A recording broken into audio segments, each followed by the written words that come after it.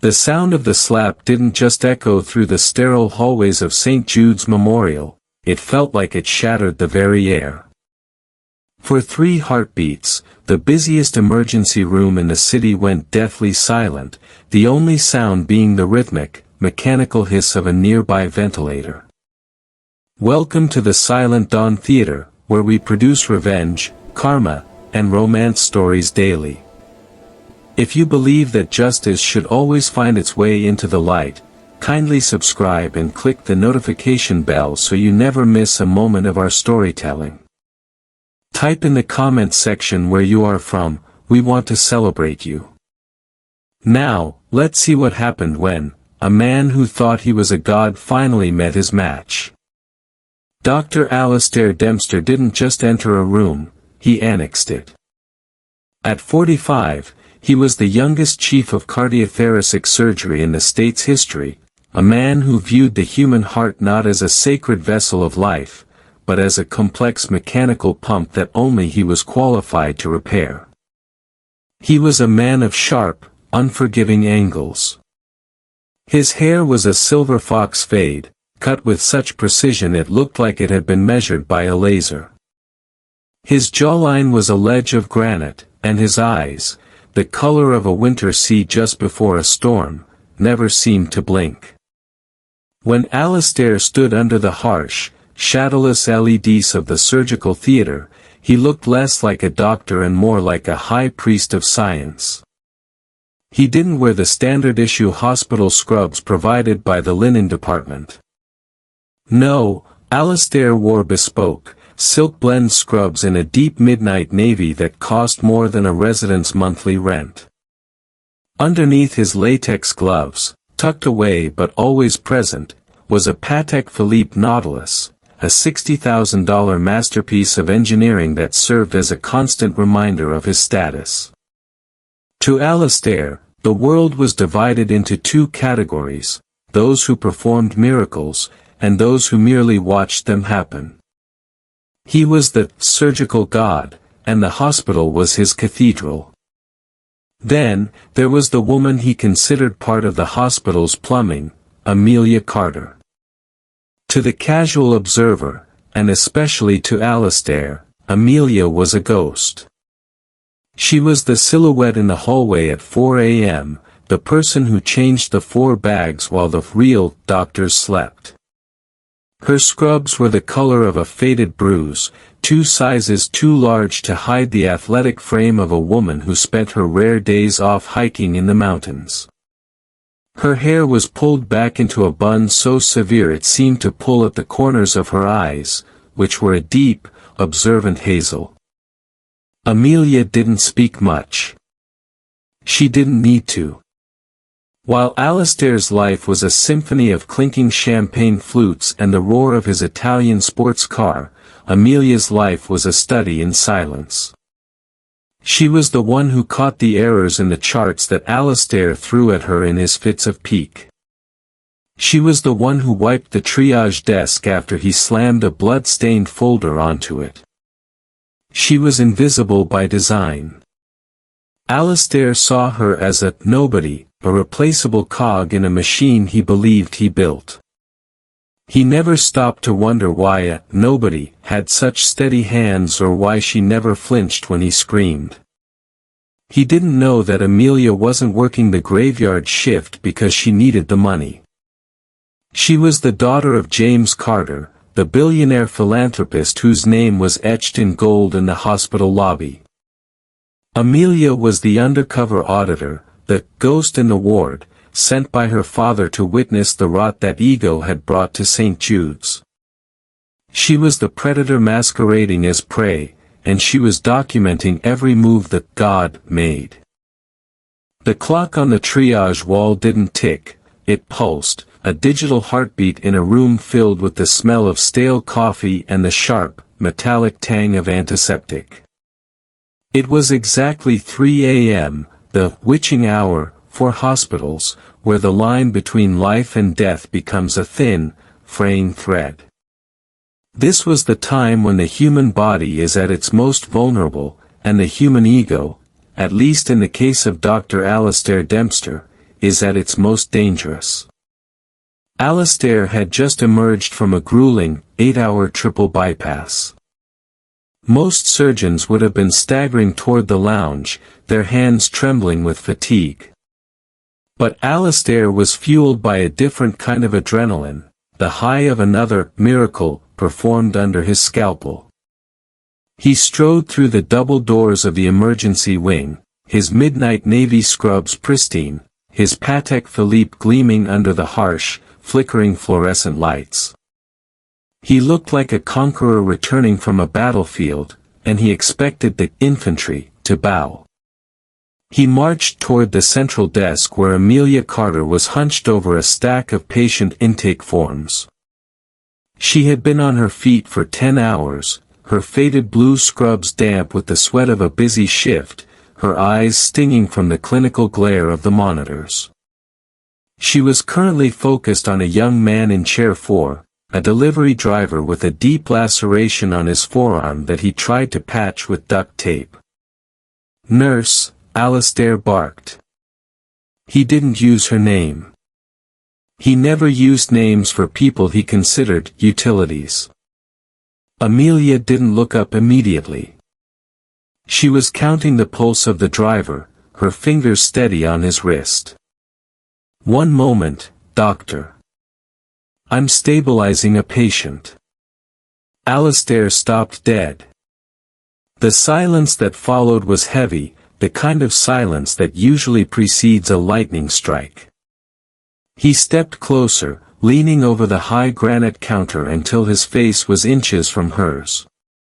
Up close, he smelled of expensive mints and the cold, sterile scent of a walk-in freezer. "I don't think you understood the hierarchy here," he whispered, his voice vibrating with a controlled, terrifying rage.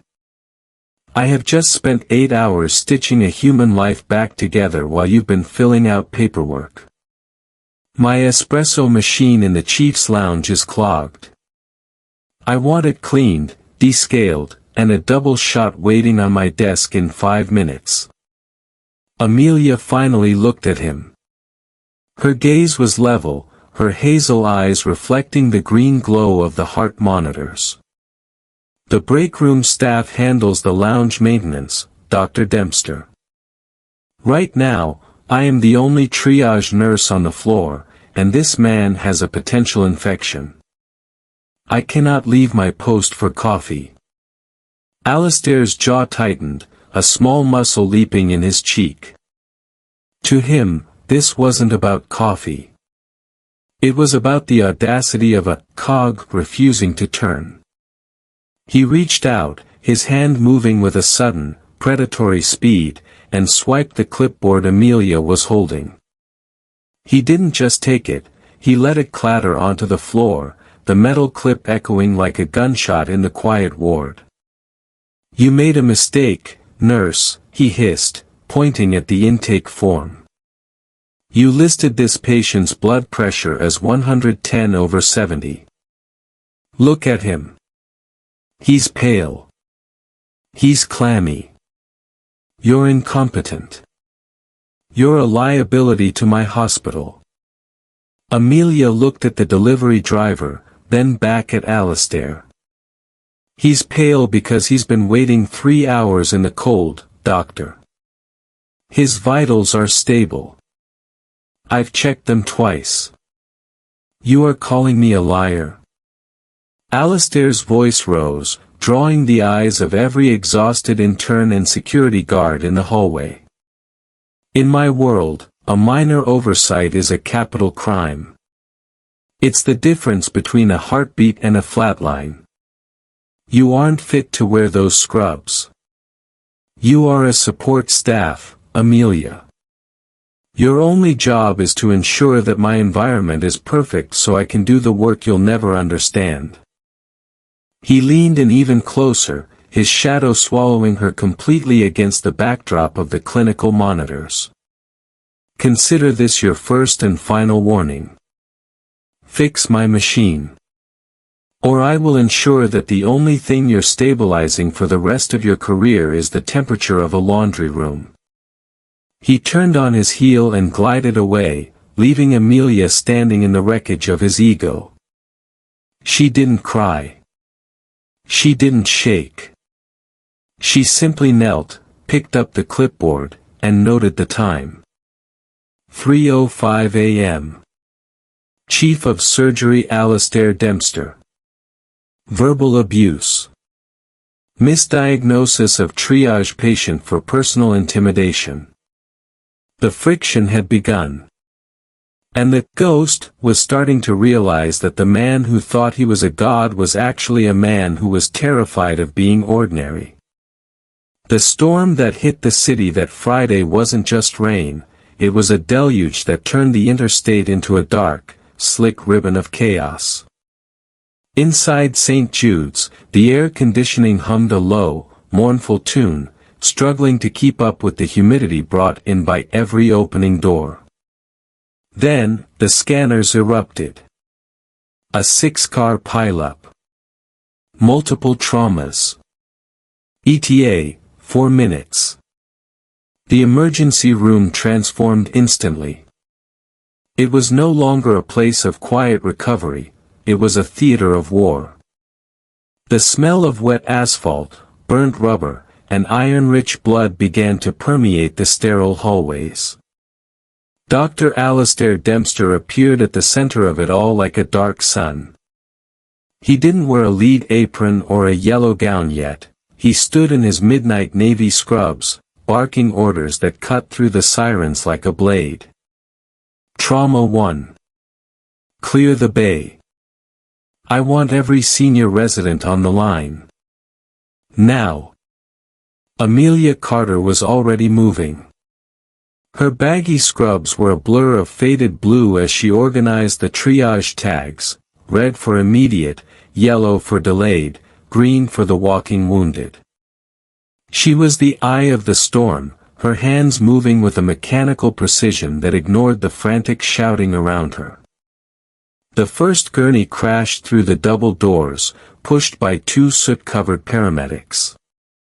On it was a young woman, barely 20, her chest crushed by a steering wheel, her breathing a ragged, wet whistle. Female, mid-20s, blunt force trauma to the chest, BP is 80/40 and dropping, the paramedic yelled over the din. Alastair stepped in, his winter blue eyes scanning the patient with a cold, predatory hunger for a save.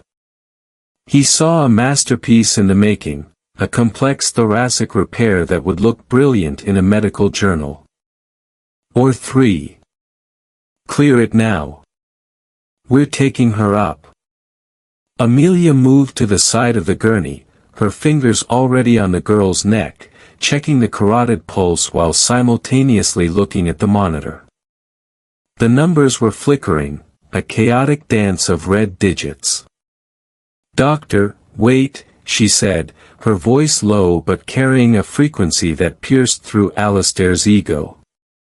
Her trachea is shifting. She has a tension pneumothorax. If you put her in that elevator and the pressure changes, her heart will stop before you hit the 4th floor. Alastair didn't even look at her. He grabbed the edge of the gurney, his knuckles white, his Patek Philippe flashing under the clinical lights. "I don't have time for a nurse's hunch, Carter. She's bleeding internally. She needs a surgeon, not a band-aid." "It's not a hunch, it's a standard trauma protocol," Amelia countered, stepping in front of the gurney, physically blocking the path to the elevators. The ER went momentarily quiet, the surrounding residents holding their breath. "Look at her neck veins. They're distended. You need to needle decompress her chest right here, right now. Stabilize the air pressure, then move her." Alastair's face flushed a deep, dangerous crimson. The God was being corrected in front of his disciples. He felt the weight of 20 pairs of eyes on him, interns, nurses, even the paramedics who were waiting for his lead. To Alastair, the patient's life was suddenly secondary to the preservation of his own perceived infallibility. "Get out of my way," he hissed. He didn't just walk past her, he used his shoulder to shove her aside. Amelia stumbled back, her hip catching the sharp edge of a metal supply cart. The rattle of falling scalpels and gauze rang out like a mocking applause. Alistair began to wheel the girl toward the elevator, his pace frantic. "You're done, Amelia. I'm filing the paperwork for your termination the second I step out of that door. You're a failure who thinks she's a doctor." Amelia straightened herself, ignoring the sharp pain in her hip. She didn't scream. She didn't chase him. She looked at the monitor one last time as the elevator doors began to slide shut. "Alistair," she shouted, her voice echoing off the concrete walls. "Look at the rhythm.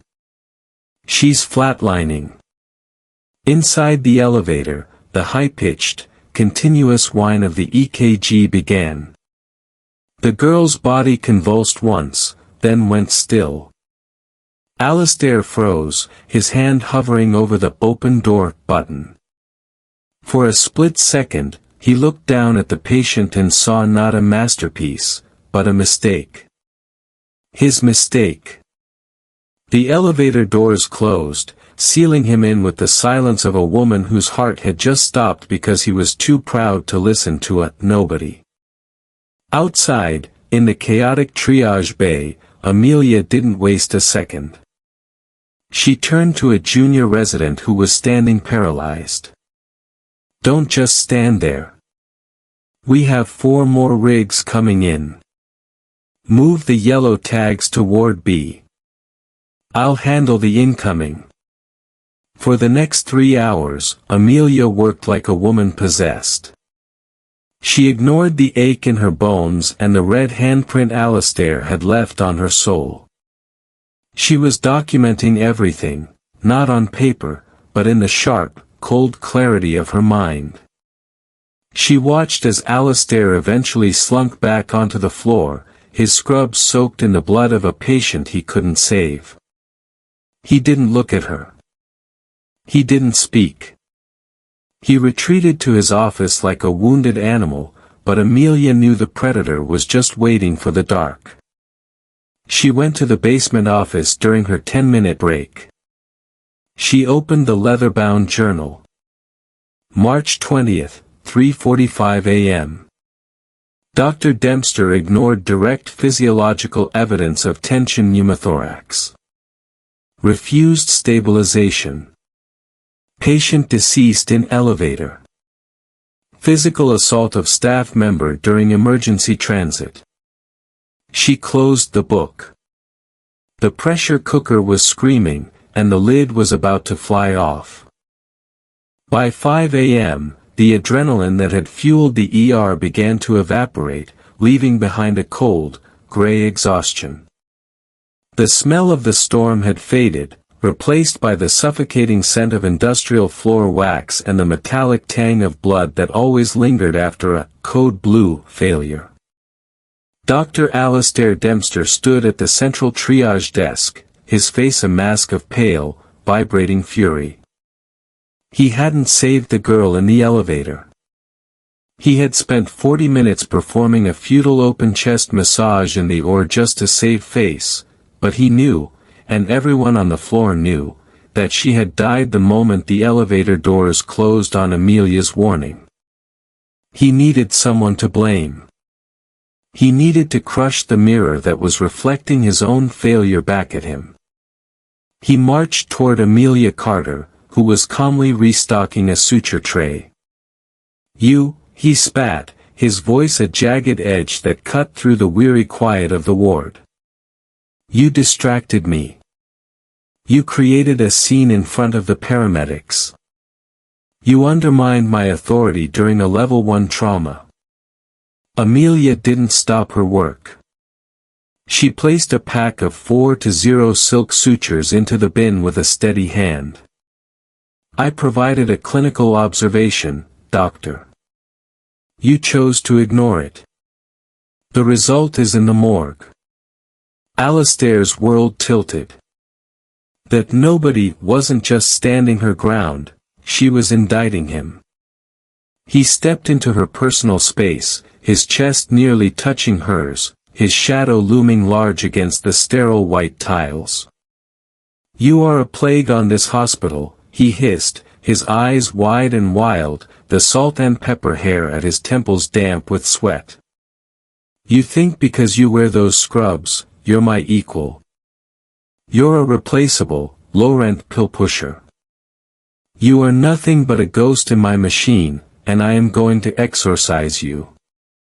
I am a nurse, Alistair, she said, finally looking up. Her voice was a calm, cool stream in the middle of his fire. And I am the only person in this building currently telling you the truth. You killed that girl because your ego was too big for the elevator. The air in the ER seemed to vanish. Every intern, every janitor, every grieving relative in the waiting area froze. Alistair's hand moved with a blurred, violent speed that no one saw coming, not even Amelia. Crack. The sound was sickeningly sharp, like a whip crack against stone. Amelia's head snapped to the side with such force that her bun finally gave way, her dark hair cascading down her shoulders in a tangled curtain. She stumbled back, her boots skidding on the polished floor, her shoulder slamming into a heavy heart monitor. Silence. A terrifying, heavy silence that felt like it lasted a century. Alistair stood there, his chest heaving, his right palm still stinging, turning a bright, guilty red. He looked around and saw 20 pairs of eyes staring at him in absolute horror. He had done more than break a rule, he had shattered the silent dawn code of the hospital. Amelia slowly straightened her spine. A vivid, angry handprint was already blossoming across her pale cheek. She didn't cry. She didn't even raise her hand to touch the injury. She simply looked at him with a cold, hard clarity that made Alistair's blood turn to ice. You should have stabilized the patient, Alistair, she said, her voice barely a whisper. In that moment, Alistair Dempster didn't see a nurse. He saw his own career bleeding out on the floor. The adrenaline that had fueled Alistair's hand was replaced by a cold, sickening dread. He didn't stay to apologize. He didn't check if Amelia was hurt. He turned on his heel and retreated to his private office, the heavy mahogany door clicking shut behind him like a tomb. Outside, the ER was a hum of hushed whispers and terrified glances, but inside, the silence was deafening. Alistair's chest was heaving. He looked at his right hand, the hand that performed life-saving surgeries, and saw it was trembling. He knew the protocol. An assault on a staff member meant an immediate suspension, a board review, and a police report. But Alistair Dempster wasn't a man who accepted consequences. He was a man who edited reality. He grabbed his master keycard and headed toward the security substation in the basement. It was 5:45 a.m.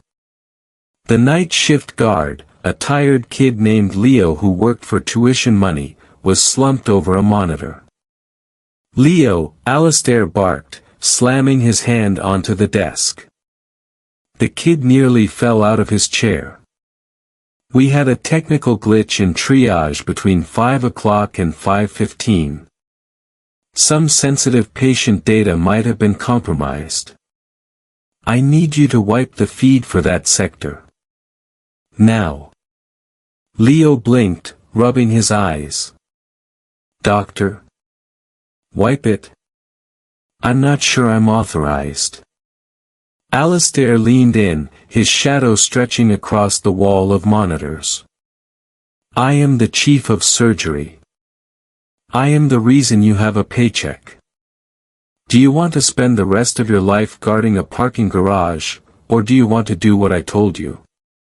Terrified, the boy's fingers danced across the keyboard. Alistair watched the screen.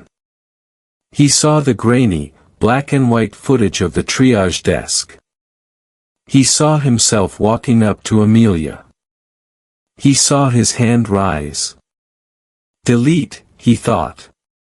Erase the evidence. Make the ghost disappear. It's gone, sir, Leo whispered, his voice shaking. The last 30 minutes of the triage loop are purged. Alistair felt a surge of triumph. Without the footage, it was his word against hers. He was the world-renowned surgeon, she was a nurse with a history of insubordination. He walked back to his office, poured a glass of 20-year-old scotch, and watched the sunrise over the city skyline. He felt untouchable again. He expected Amelia to be in HR by 8 a.m., crying and filing a report that would lead nowhere. But Amelia Carter wasn't in HR. While Alistair was busy bribing security guards, Amelia was in a part of the hospital Alistair didn't even know existed, the server core. She wasn't using a staff ID. She was using a black titanium card with the Carter family crest. The hospital's standard security cameras were a joke, low resolution, easily bypassed, and monitored by kids like Leo. But her father, James Carter, was a man obsessed with safety and transparency. 3 years ago, he had quietly funded a secondary system, the AuditNet. It consisted of high-definition, pinhole cameras hidden inside smoke detectors and exit signs, recording in 4K with directional microphones. It was a system designed to catch the very rot Amelia had just uncovered. She sat in the cool, humming darkness of the server room, the blue light of the monitors reflecting in her hazel eyes. She watched the footage. She didn't just see the slap. She saw Alistair's face, the raw, naked malice in his eyes.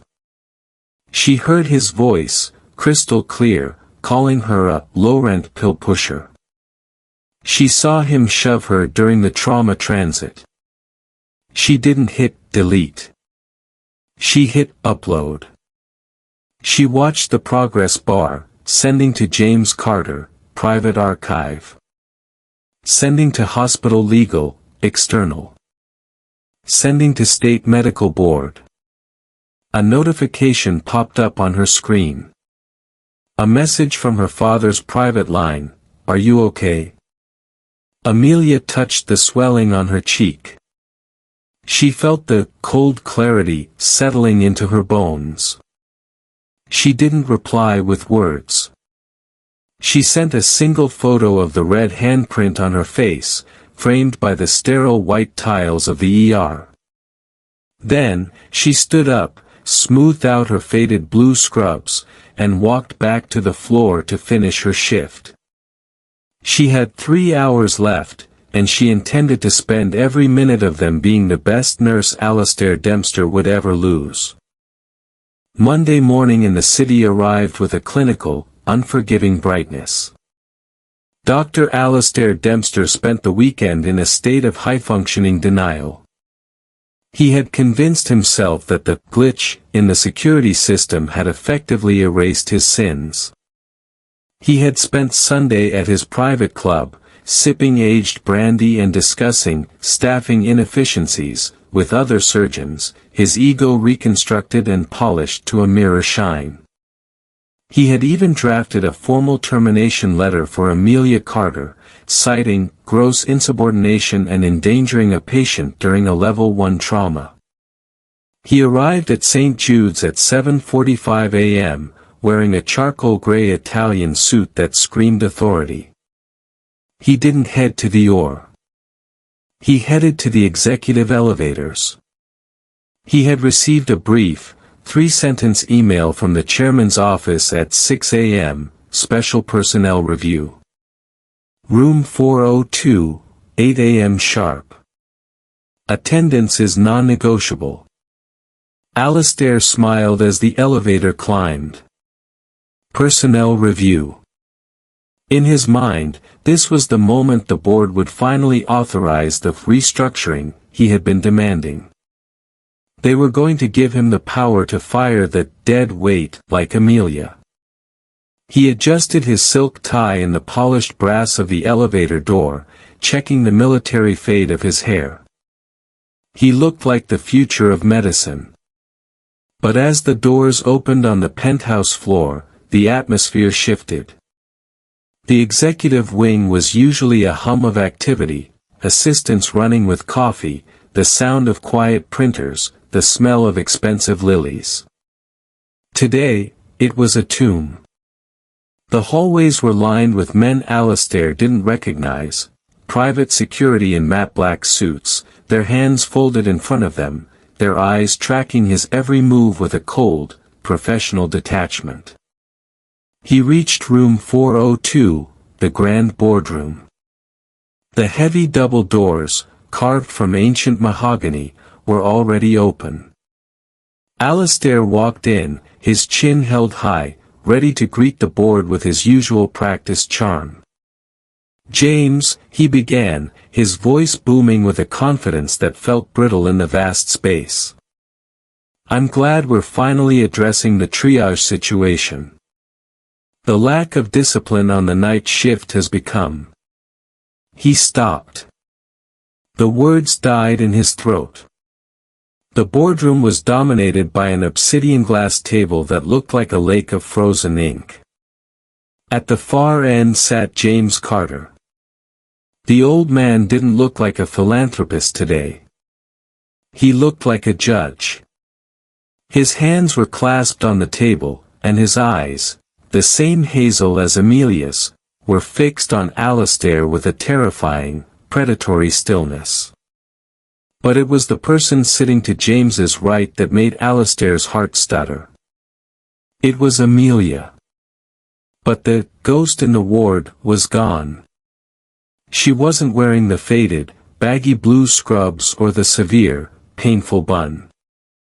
She was wearing a structured, midnight blue power suit that fit her with a lethal precision. Her hair was down, falling in polished waves over her shoulders, but it couldn't hide the slight, lingering yellowish bruise on her left cheekbone.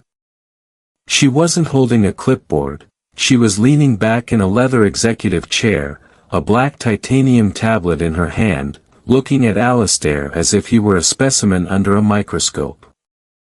"Sit down, Alistair," James Carter said. It wasn't an invitation. It was a command that carried the weight of a billion-dollar legacy. Alistair felt a bead of sweat trickle down his spine. He looked at the other board members, the men who used to laugh at his jokes and ask for his investment advice. They were looking at the floor. They were looking at their hands. They were looking anywhere but at him. "James, I don't understand," Alistair stammered, sliding into a chair that felt like an electric seat. "Why is a triage nurse sitting in a board review? This is highly irregular." Amelia leaned forward, the light from the floor-to-ceiling windows catching the sharp clarity in her eyes. "I'm not here as a nurse, Alistair," she said, her voice a cool, rhythmic blade. "I'm here as the majority shareholder of the Carter Medical Group. And you aren't here for a review. You're here for an execution." Alistair felt the air leave the room. The mahogany and glass of the boardroom, once symbols of his prestige, now felt like the walls of a high-tech trap. He looked at Amelia, really looked at her, and for the first time, he saw the family resemblance. The same stubborn set of the jaw as James Carter, the same piercing, analytical hazel eyes. He had spent months trying to break a nobody, only to realize he had been auditioning for his own downfall in front of the woman who technically owned his stethoscope. "James, this is a misunderstanding," Alastair stammered, his voice thin and reedy, a far cry from the booming authority of the oar. The stress of the trauma ward, the girl in the elevator. "I was trying to save a life, and the interference was..." "The only interference in that hallway was your ego, Alastair," Amelia interrupted. She didn't raise her voice, but the coldness in it made the board members shiver. She tapped a command on her titanium tablet. The far wall of the boardroom, a massive 98-inch 8K display, flickered to life. It wasn't the grainy, black and white footage Alastair thought he had deleted in the basement. This was the AuditNet feed. The resolution was so high Alastair could see the sweat on his own brow and the manic, wild glint in his eyes as he leaned into Amelia's space. The room watched in agonizing, high-definition silence. They watched Alastair shove Amelia into the metal cart. They watched him ignore the flatlining monitor of the dying girl. And then, the climax. Crack. The directional microphones had captured the sound with sickening fidelity. It wasn't just a slap, it was the sound of a career fracturing. On screen, Amelia's head snapped back, her hair spilling out of its bun. The board members flinched as one. James Carter's knuckles turned white as he gripped the edge of the obsidian table. "I went to the security office," Alastair whispered, his face turning a ghostly shade of gray. "I saw the delete command. The footage was purged." "You deleted the public feed, Alastair," Amelia said, standing up and walking slowly toward him. The click of her designer heels on the marble floor sounded like a countdown. "My father installed a secondary, encrypted system 3 years ago specifically to catch miracle workers like you who think the rules are for other people. You didn't just assault a nurse. You assaulted a board-certified auditor. You committed a felony on 4K video." James Carter stood up, his presence filling the room like a dark cloud. "Alastair Dempster, you have been a cancer on this institution for years. We tolerated your arrogance because of your hands. But those hands are now a liability. As of 8:05 a.m., your contract with St. Jude's Medical Group is terminated for cause. No severance. No graceful exit." Alastair tried to stand, to find some shred of his former God persona, but his legs felt like water. "You can't do this. I have 3 surgeries scheduled for this afternoon. I'm the only one who can." "Dr. Miller is already prepping for your cases," Amelia cut in. "He's a better surgeon than you, Alastair, because he actually listens to his nurses. He doesn't kill patients in elevators because he's too proud to needle decompress a chest." "But my reputation." Alastair's voice broke. "The medical board. The medical board has already received the full AuditNet file," James said, his voice cold and final. "Along with a formal complaint for gross misconduct, endangeral of a patient, and criminal assault. Within the hour, every hospital in this network will be notified that you are persona non grata. Your license isn't just under review, Alastair. It's a corpse." 2 of the matte black-suited security guards stepped forward, flanking Alastair's chair. "They will escort you to your office," Amelia said, leaning down so her face was inches from his, mirroring the intimidation he had used on her in the triage bay. You have 10 minutes to clear your desk. Your personal effects will be searched. Your research data belongs to the Carter Group. And Alistair? If I ever see your face within a mile of a Carter facility again, I won't call HR. I'll call the district attorney with the original file. Alistair Dempster, the man who thought he was a god, was hauled out of the room by his arms.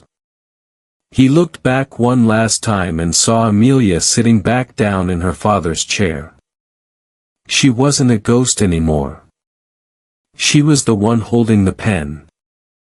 And with one silent, calculated signature, she had erased him from the world he thought he owned. The executive elevators hissed shut, swallowing the last of Alistair Dempster's dignity.